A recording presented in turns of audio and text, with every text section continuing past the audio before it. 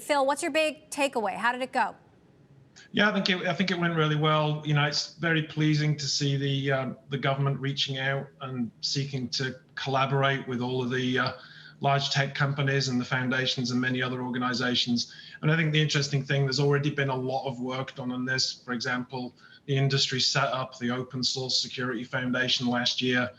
We and many other companies, specifically Google, we committed over $100 million to that, and many other companies have committed likewise and pledged that funding.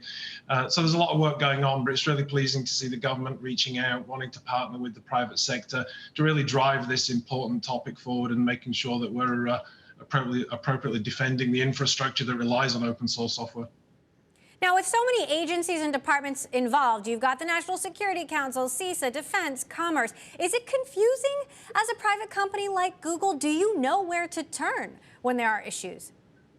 Yeah, I mean, we've got very, very close partnerships. I mean, I think, to the outside, it can often seem confusing, but for those of us that work in the industry, we see each individual group within the government has its own particular purpose, and they're increasingly coordinating very well and partnering with us. So we have great partnerships with the National Security Council, the White House Cybersecurity Director, the DHS CISA organization, NIST, many others, and we recognize each has its purpose, and they're quite well coordinated. And in the private sector as well, we coordinate amongst ourselves to drive that partnership forward. So we think it works quite well. I wouldn't say everything's perfect, but things are continuing to get better, and that partnership is key.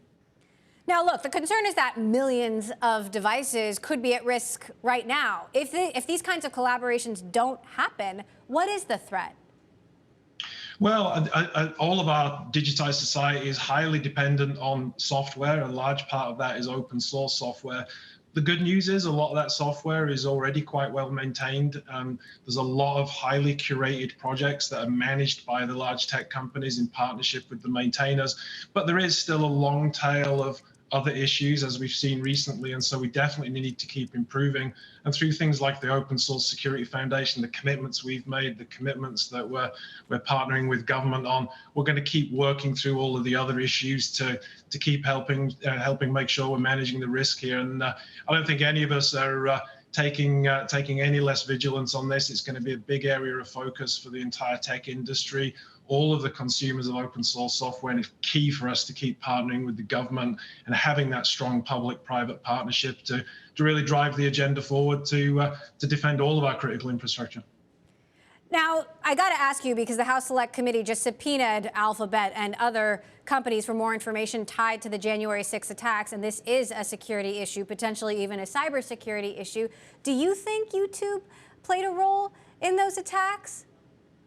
Well, I'm sure there's plenty of people at Google that are going to work effectively on talking about those issues. But for me today, my entire focus today has been on the open source security issue and partnering with government to just defend our critical infrastructure. So that's been all of my focus, and it's a big part of my focus going forward.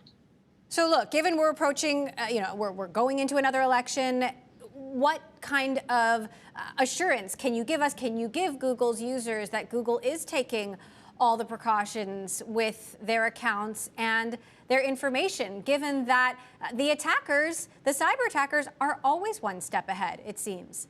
Yeah.